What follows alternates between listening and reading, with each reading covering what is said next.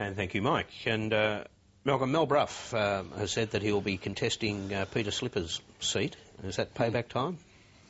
Against who, sorry? He'll be contesting Peter Slipper's seat in Fisher. Yeah, well, the two levels of this. One is the interesting thing is Mr Brough's relationship with the Liberal National Party in Queensland, this homogenous unit that sometimes works and sometimes doesn't.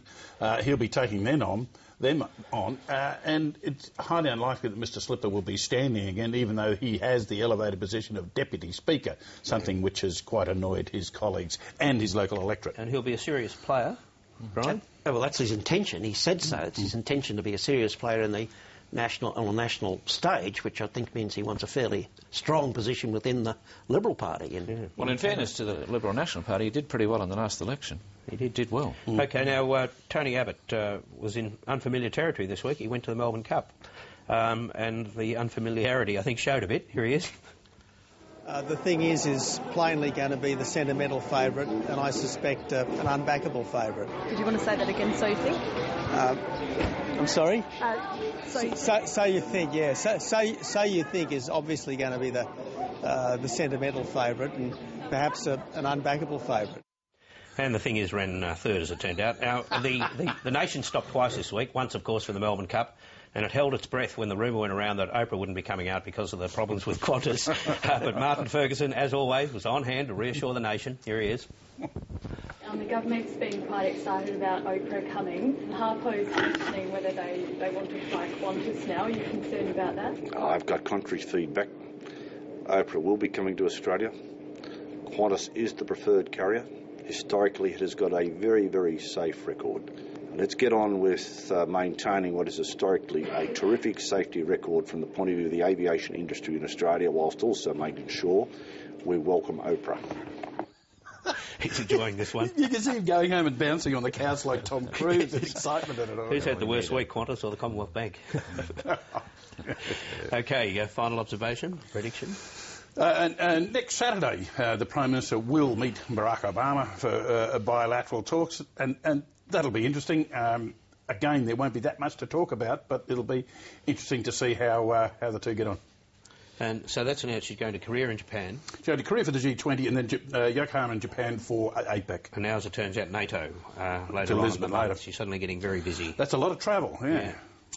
Jared? In recent decades, it was the Labor side of politics that wrote and bought books on Australian politics, and in recent times this seems to be changing, and both Peter Costello and now John Howard have written significant memoirs, and they both either have or are selling well.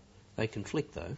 They conflict, but it probably adds to the purchasability of them. But they both seem to be doing well. But if you went back to the Menzies years, a lot of Liberals wrote about the party. But through the 70s, 80s and 90s, this didn't happen. I think it's a very good return. House and Diaries. Well, they were interesting. Well, that came essentially off the Menzies years, though. I mean, he was essentially a minister in the Menzies years, and before the Whitlam time, at any rate. Yeah. Brian? Next year's tax summit's shaping up as another mess for the Labor government unless Wayne Swan says that anyone who puts forward a suggestion for their favourite tax cut says how it's going to be funded.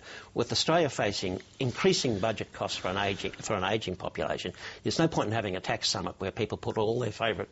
Anything that comes into their head about a tax cut they'd like adds up to $100 billion and no suggestion how that's going to be paid for in the budget. Are you expecting much? I think it's going to be... unless that's done, there's just no point in holding this thing. Otherwise, everyone just gets up and says, I'd like this and I'd like the other one, and give us $100 billion for this, etc., etc.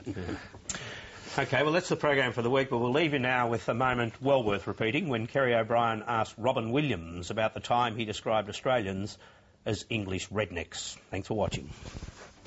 All of a sudden I offended the Prime Minister of Australia, and the next day he offended the Governor of Alabama when he said perhaps Mr. Williams should spend some time in Alabama before he calls someone a redneck.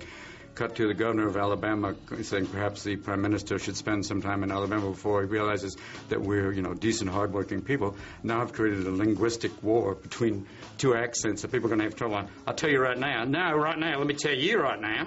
No, coming after you. And meanwhile, a Navajo code talker is going, I will talk to them to try and bring them back to a place of peace. Kevin, he meant no offense. It was mainly linguistic. Well, Kevin Rudd is no longer Prime Minister. I know. He's gone away. Well, he's still around. He's still around. He's Foreign Minister. Is he really? Mm-hmm. Congrats. Good job,